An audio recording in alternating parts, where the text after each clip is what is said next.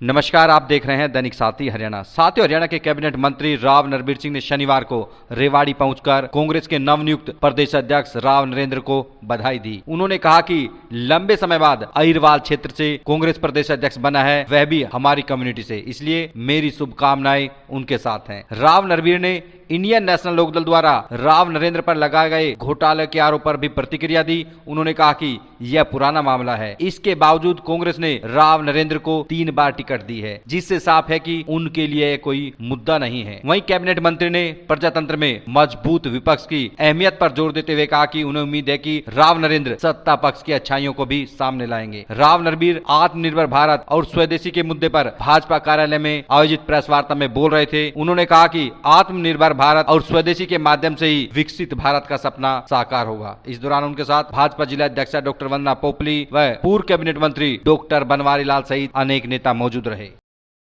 साथियों, भारतीय जनता पार्टी ने 25 सितंबर को पंडित दीनदयाल उपाध्याय की जयंती से पूरे देश में आत्मनिर्भर भारत और हर घर स्वदेशी अभियान की शुरुआत की।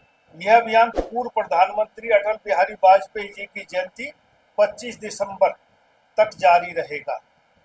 प्रधानमंत्री श्री नरेंद्र मोदी जी ने 2047 तक एक विकसित भारत के निर्माण का संकल्प दिया है और इस लक्ष्य की प्राप्ति का मार्ग आत्मनिर्भर भारत से होकर गुजरता है।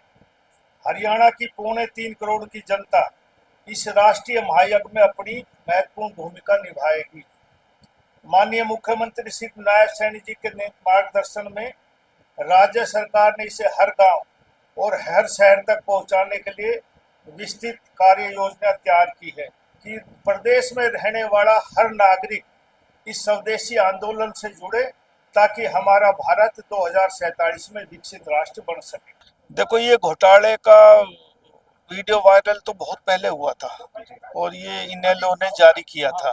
उसके बाद कांग्रेस पार्टी ने 3 बार टिकट दिए शायद, तो ये तो मुद्दा ही उनके लिए नहीं है। और मैं तो अपनी तरफ से मुबारकबाद देता हूं कि अहिरवाल में बहुत सालों के बाद कांग्रेस ने प्रधान बनाया और हमारी कम्युनिटी का बना, इसलिए मैं तो शुभकामनाएं देता हूं।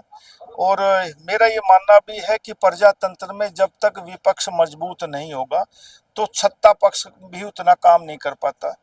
हमारी गलतियों को उजागर करता रहेगा और मैं उम्मीद करता हूं कि नरेंद्र भाई से कि जो हमारी अच्छाई है उनको भी जनता के बीच में, मेरी तरफ से उसको बहुत बहुत शुभकामनाएं।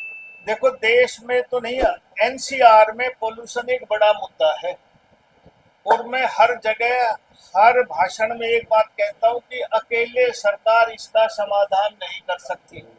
जब तक आम लोग जागरूक नहीं होंगे और पोल्यूशन के प्रति ध्यान नहीं देंगे, पोल्यूशन खत्म नहीं हो सकता। सबसे पहला तो मैं कहता हूं कि जो पॉलीथीन और सिंगल यूज प्लास्टिक है, इस पर बैन करो, इसका प्रचलन खत्म करो। हरियाणा में 2013 से इसका बनना और बिकना बैन है, लेकिन फिर भी आम आदमी रेहड़ी पे, दुकान में, रोड में, सब जगह पॉलीथीन का चलन है। जब तक आप लोग इस पर खुद ध्यान नहीं देंगे, क्योंकि पॉलीथीन एक ऐसा चीज है जो सबसे ज्यादा प्रदूषित करता है इलाके को। आप इसमें आग लगा के देखो, सबसे ज्यादा काला धुआं जो पूरे वायुमंडल को खराब करता है। ये एक बहुत बड़ा मुद्दा है। मसानी बराज में इसका पानी जाता है, एसटीपी का भी पानी जाता है और केमिकल युक्त फैक्ट्री का भी पानी जाता है। विधानसभा में भी इसके ऊपर प्रश्न उठे हैं।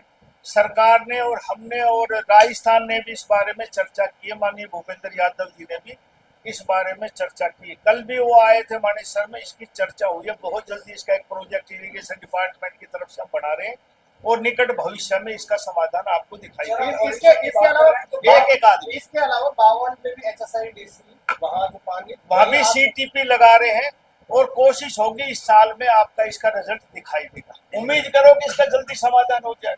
ये मेरे महकमे से संबंधित सवाल नहीं है, लेकिन मैं ये कह सकता हूँ कि इसकी कैबिनेट में भी चर्चा हुई है और माननीय मुख्यमंत्री जी भी इस पर प्रयत्नशील है कि इसका समाधान निकले और जल्दी रेवाड़ी में 200 बेड का हॉस्पिटल बने। देखो, मैं उस सरकार में भी मंत्री रहा हूँ जिस सरकार में शराबबंदी लागू की गई थी, लेकिन 1996 में बंद किया गया और 1998 में उसको खोला।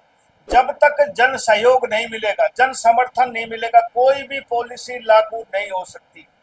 तो इसलिए मैं लोगों से अपील करता हूं आपके माध्यम से कि इसमें आप लोग सहयोग करें।